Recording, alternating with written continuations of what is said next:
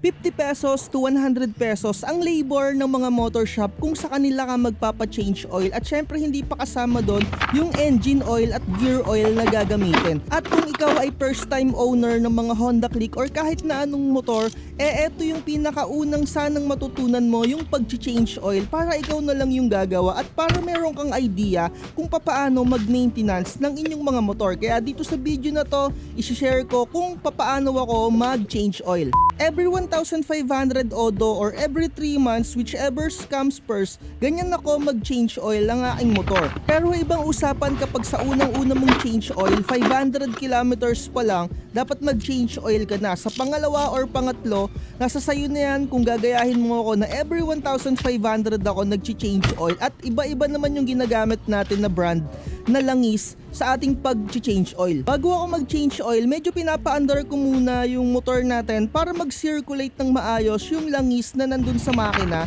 And syempre papalamigin muna natin para naman hindi sobrang init ng makina natin kapag mag-change oil na tayo. At eto yung isa sa mga pinaka-importante na tools na dapat meron kayo. Ratchet wrench, napakamura lang naman yan. Meron kayong mabibili na around 100 or 200 pesos. Pero syempre kung gusto nyo na quality, mag-invest talaga kayo sa mga tools ninyo. Gagamit lang kayo dito ng 12mm socket wrench para mapihit ninyo yung pinaka-tornilyo dito sa ilalim ng ating Honda Click.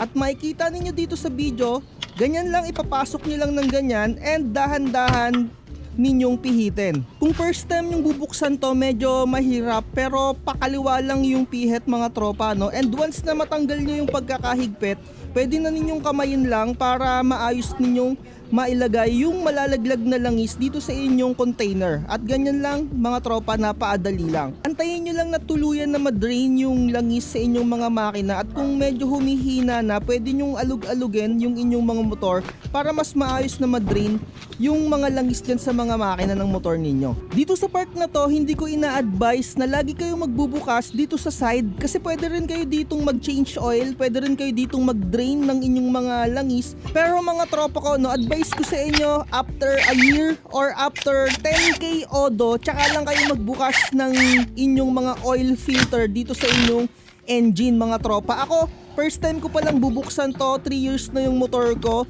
and eto yung kanyang itsura. Kung bubuksan nyo nga pala dito sa pinakagilid, kailangan ninyo ng 17mm socket wrench. At syempre sa unang pagbukas ninyo dito, medyo mahihirapan talaga kayo. Ako mga tropa, minanual ko siya, tinesting ko kung kaya ko siyang buksan. Pero hindi ko talaga siya kayang buksan, napakahigpit mga tropa. Kaya ginamitan ko siya dito ng power tools. Kaya naman hindi ko sinasuggest sa inyo or hindi ko ina-advise na lagi kayong magde-drain dito para naman hindi mabilis lumuwag or masira yung thread ng inyong mga drain bolt. At kung mapapansin nyo, no, sa totoo lang medyo madumi yung ating oil filter kasi after 3 years ngayon ko lang siya nabuksan. Pwede nyo naman itong linisan, hugasan nyo na lang ng tubig at sabunin ninyo, patuyuin nyo na lang pagkatapos. Pero dito, no, medyo tinamad lang tayo, pinunasan ko lang siya and nakita ko naman wala siyang mga kahit papano na metal shavings. Yung mga makina kasi natin, nagkikiskisan yung mga metal part doon at yung mga maliliit na metal shavings, eto yung nagmamagnet sa kanya. At dito, eto yung tagasala. At kung ano yung itsura, kung paano nyo siya tinanggal, ganyan nyo rin siya ikakabit. Dito mga tropa, no, pininger tight ko na muna siya at minanual ko lang siyang pinihit para hindi masira yung thread ng ating drain bolt. Eto mga tropa, no, kita nyo naman lapat na at maayos na. And i-check ko siya mamaya kapag naglagay na ako ng langis kung walang tumatagas. Ayun yung iniiwasan natin. Kaya naman wag tayo laging magbubukas dun sa pinakagilid na part na yon. At eto, bubuksan na natin yung part na to. Kailangan nyo lang dito ng long nose or plies. Gamit lang kayo ng tela dito para hindi mabasag yung plastic dito. Aalisin lang natin tong dipstick mga tropa at pupunasan din natin syempre yung pinaka drain plug natin or yung drain bolts mga tropa, no. Ayan, pwede nyo rin tong hugasan pero dahil medyo mabilisan gaming lang tayo dito, pinunasan ko na lang gamit yung malinis na basahan at ikakabit na natin siya. Again, 12mm socket wrench. At ito yung ginagamit ko na langis mo tool, yung kulay blue pag medyo budget gaming at yung kulay dilaw or orange, ayan yung ginagamit ko kapag medyo nakakaluwag-luwag tayo mga tropa. So kayo i-comment nyo dyan sa ating comment section kung ano yung ginagamit ninyo na langis. At make sure na sa original or sa talagang distributor lang kayo bibili ng mga langis na ginagamit nyo sa mga motor ninyo. Huwag kayong gagamit ng mga langis na mga ino-offer ng mga vlogger, sa totoo lang mga tropa. Mas magandang gamitin yung mga langis na subok na. Talagang solid yun kaysa yung sa mga reseller or sa mga nagre-rebrand na mga kilalang mga vloggers, yung mga ino-offer. Mga tropa, ingat-ingat kayo sa mga ganon. At eto no, gagamit na tayo dito ng pangsalok. Ayan, yung pinaka-imbudo na ginagamit ko, isasalin na natin. Take note mga tropa, sa mga naka Honda Click user, 800ml lang yung ilalagay ninyo na langis. Huwag kayong maglalagay ng langis na sobra, dapat ganyan lang no, kung makikita ninyo dito sa screen natin. Ayan.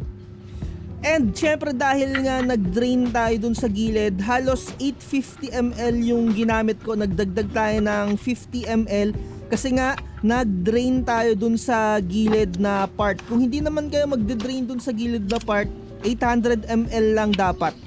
And mag-change gear oil na rin tayo. Sa pag-change ng gear oil, 12mm socket wrench din yung ginagamit. At again, mga tropa, no, counterclockwise yung pagtanggal ng mga tornilyo na to. Tignan nyo na lang kung ano yung tornilyo na tinatanggal ko para ma-double check ninyo at hindi kayo magkamali sa tatanggalin ninyo na tornilyo.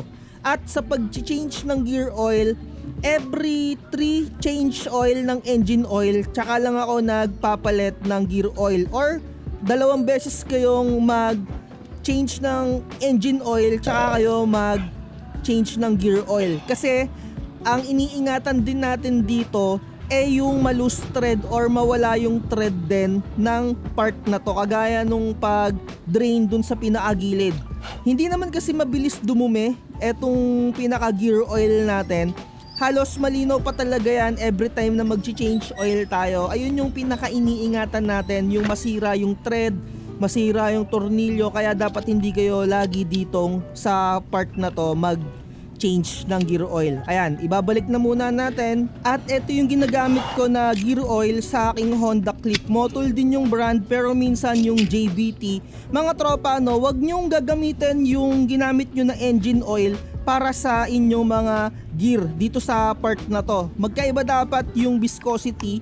Eto kasing viscosity na itong gear oil na ginagamit ko, malapot to mga tropa. Iba kasi yung viscosity nung para sa ating mga engine. Ayan mga tropa, no, dyan lang natin ilalagay dun sa pinakagitna. Yung pinaka-drain, yun yung sa pinakailalim. Dito sa paghihigpit neto, no, basta maramdaman mo na pumitik na, ayun na yun. Huwag nyong ihigpitan ng todong-todo. Kasi nga may chance na masira yung pinaka-pihitan niyan. At pagkatapos natin syempre makapag-change oil ng engine oil at dito sa part ng gear natin, papaandar rin natin yung motor natin para mag-circulate ng maayos yung langis. At etong pinagpalitan natin mga tropa, no, ibibigay natin to sa tropa natin na gumagamit ng Kalan Deuse oil kasi ginagamit nila tong pampaapoy, or eto yung gamit na para umapoy dun sa kanilang Kalan Deuse oil. And syempre kung kayo, wag nyo lang siyang basta-basta na itatapon kung saan saang ilog or tubig. Iayos nyo yung pagbalot dito, ibalik nyo sa lalagyanan or ibigay ninyo to sa mga may motor shop para sila na mismo yung mag proper disposal. Sana natutunan nyo mag-change oil dito mga tropa. See you on the road. Bye-bye.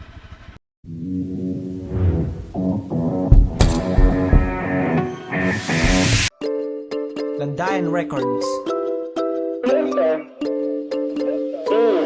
Chill lang, relax, ngiti. Chill lang, relax, ngiti, ngiti, ngiti. Chill lang, relax, ngiti. Kahit buhay di ganong kadali. Purchase your tracks today. Chill lang, relax.